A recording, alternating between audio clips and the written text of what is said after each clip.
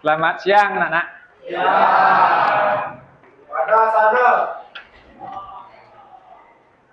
Mangandali. Om Swastiastu.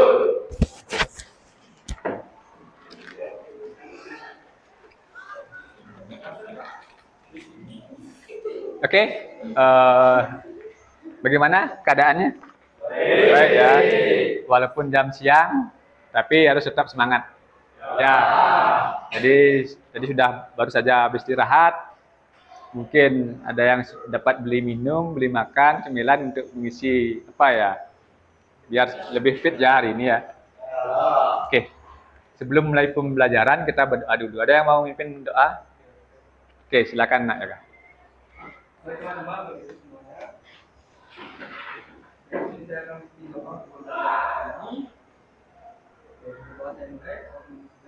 Oke, sikap memusti karana.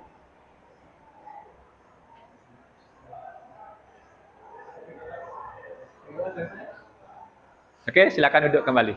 Oke, terima kasih atas doanya. Jadi kita memang harus berdoa untuk mulai setiap kegiatan ya. Nah, Pak mau absensi dulu.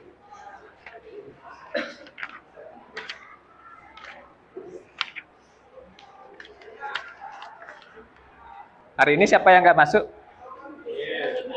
Nihil ya. Oke.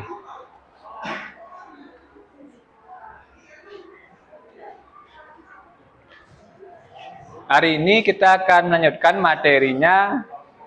Kita hidupkan dulu.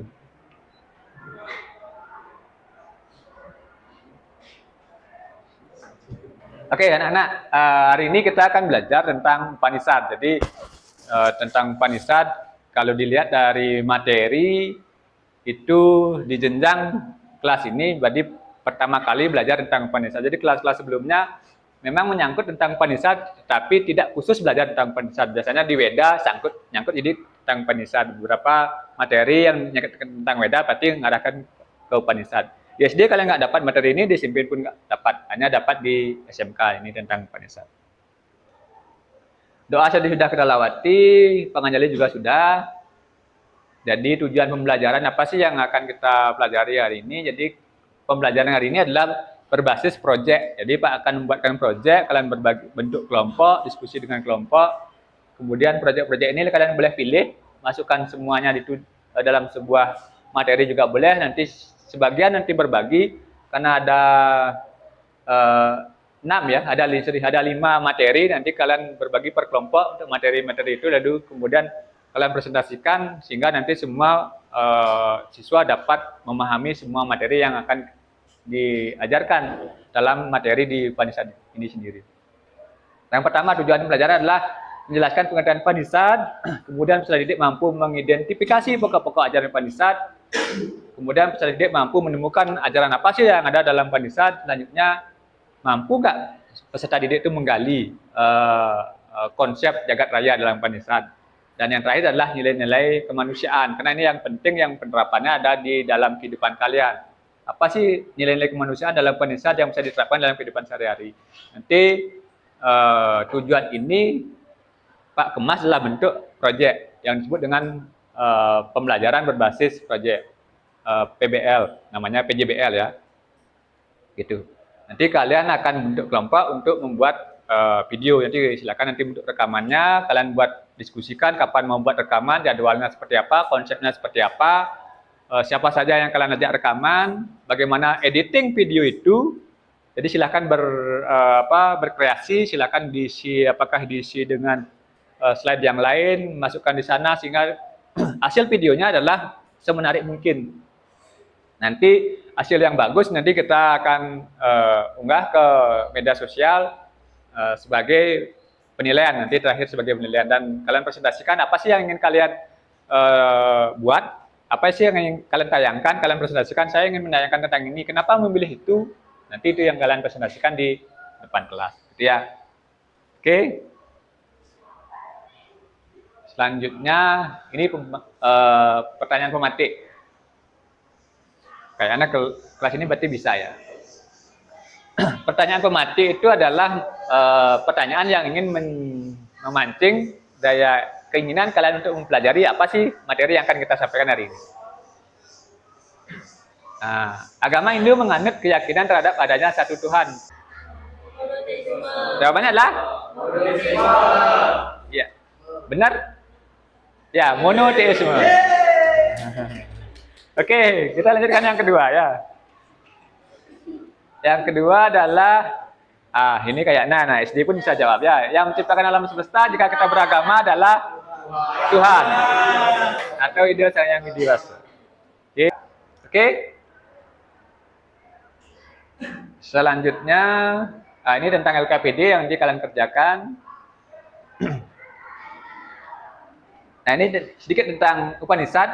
Apa sih Upanishad itu? Jadi kalau Pak jelaskan secara etimologi, Upanishad berarti kata upa, ni, dan sad. Upa itu dekat, ni itu di bawah, sad itu adalah duduk. Jadi Upanishad berarti sekelompok siswa atau peserta didik duduk dekat acarya atau pendidik. Jadi kalau kita lihat dari zaman Weda yang memang belum mengenal namanya tulisan, belum namanya mengenal gadget, sudah dilakukan dan masih relevan sampai saat ini. Hampir dunia kok melakukan kegiatan ini. Ada guru yang memahami materi dan siswa yang belum memahami diberikan pemahaman terhadap oleh gurunya. Karena apa? Manusia tidak bisa begitu lahir tidak bisa langsung melakukan aktivitas. Beda dengan kalau Pak bandingkan dengan makhluk hidup yang lain seperti binatang, anggap saja burung lah ya. Burung tidak pernah diajarkan anaknya, diajarkan oleh induknya untuk membuat sarang. Begitu udah besar langsung bisa buat sarang. Beda dengan manusia yang bapak atau ibunya seorang manajer, anaknya tanpa dia melalui pendidikan nggak mungkin dia mengelola sebuah perusahaan, sama seperti bapak dan ibunya. Makanya manusia perlu namanya pendidikan. Ya, ada pendidikan di rumah, pendidikan kalian di sekolah, pendidikan kalian nanti di lingkungan di mana tempat kalian berada. Itu sangat berpengaruh terhadap jenjang kehidupan kalian, gitu. Nah, kalau di Upanishad apa sih yang dibahas? Adalah dibahas tentang Weda. Weda itu kenapa dibahas tentang Weda? Tentang ilmu pengetahuan yang versi agama di Hindu itu datangnya dari Weda dulu, baru berkembang. Dan kalau lihat di Weda ada pengobatan juga ya, ada tentang ilmu, ada Ayurveda tentang pengobatan. Jadi sangat luas sekali pembicaraan tentang di Weda.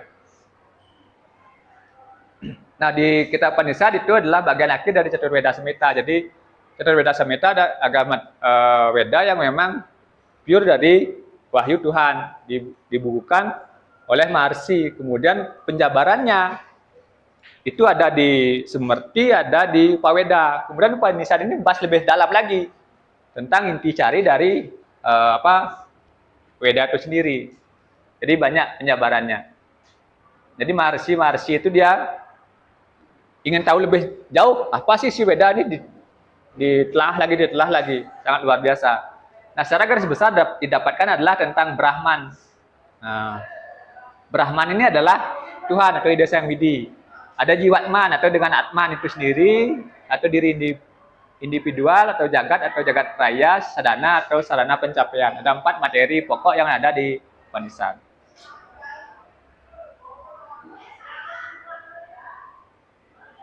Nah, kita ice breaking dulu nih. Nah, sebelum masuk ke pembelajaran PJBL-nya, langkah-langkahnya. Ya, sebelum diskusinya nanti kita ice breaking dulu.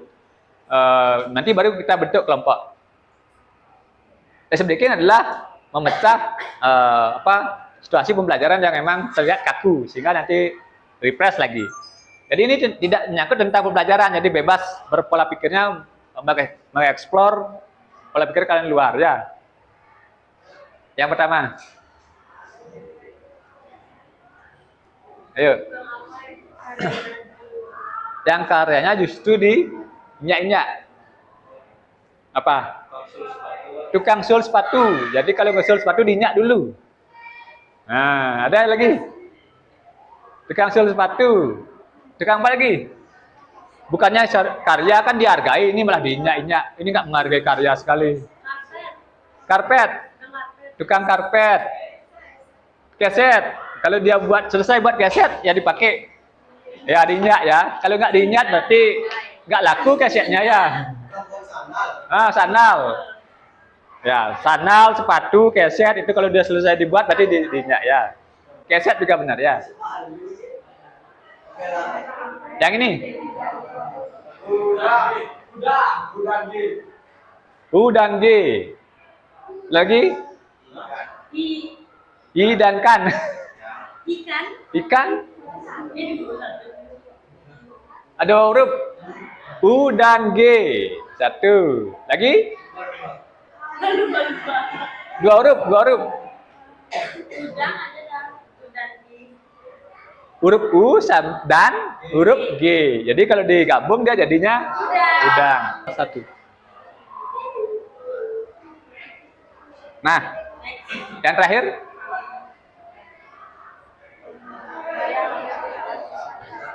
Apa yang lahir di Arab, besar di Arab, tapi nggak bisa bahasa Arab? Ya? Unta. Ya, lahirnya dia di Arab, tapi nggak bisa bahasa Arab karena dia bukan orang. Jadi dia adalah binatang. Gitu ya. Nggak bisa dia bahasa Arab. Oke, lanjut tentang model pembelajaran PJBL. Jadi sintak-sintaknya ada 6 langkah. Jadi kalian akan menunjukkan pertanyaan dasar, membuat desain proyek, menyusun jadwal, monitoring kemajuan proyek, penilaian hasil, evaluasi pengalaman.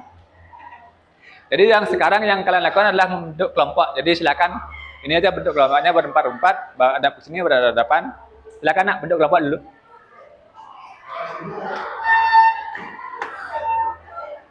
Silakan bentuk kelompok berhadapan nak, berhadapan, tinggal berhadapan aja.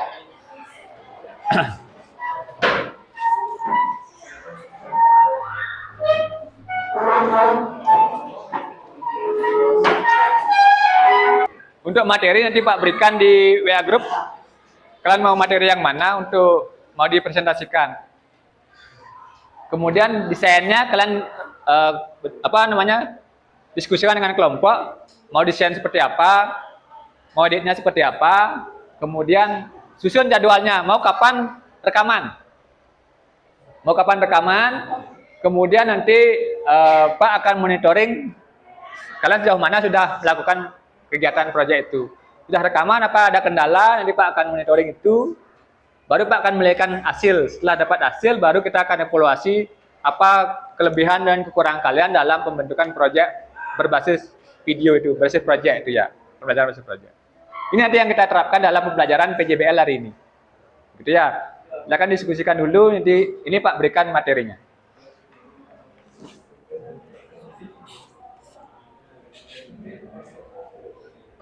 Setelah itu Pak minta kita melakukan rekaman di bawah. Nanti lihat dulu materinya itu.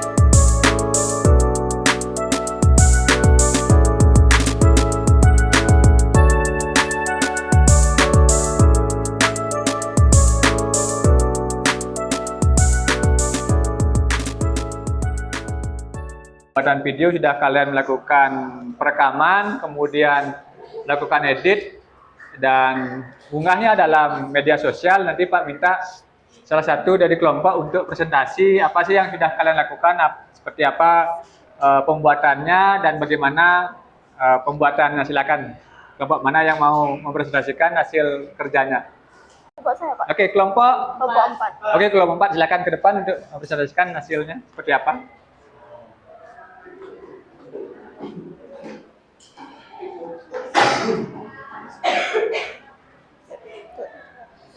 Om Swastiastu. Materi yang kami bawakan yaitu tentang nilai-nilai kemanusiaan dalam bangsa. Hal ini mengajarkan kami tentang etika atau tingkah laku dalam kehidupan kita sehari-hari. Video tadi berisikan bagaimana kita umat Hindu menerapkan nilai-nilai kemanusiaan dalam berbangsa. aplikasi. Adapun aplikasi yang tadi kami gunakan yaitu CapCut dan pengeditan video dan hasilnya kami unggah di YouTube. Kami bekerja sama dengan baik dalam tim. Itu saja yang kami bisa sampaikan dalam presentasi. Baik, sekian kita tutup dengan Parama Santi. Om Santi Santi. Om Santi Santi. Oke, kasih play.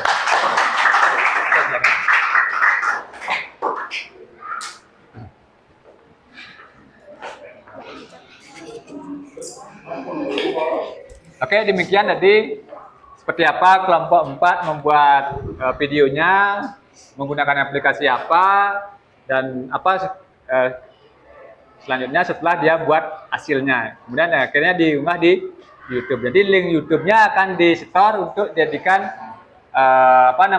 hasil kerja dari kelompok 4. Jadi link yang akan Pak berikan untuk store link video yang sudah diunggah.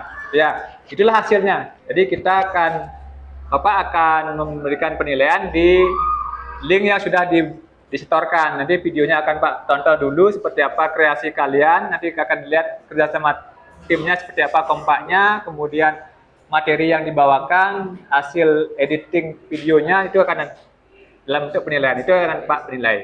Ya, oke. Sudah presentasinya. Jadi hari ini kita akan akhiri materi PJBL-nya.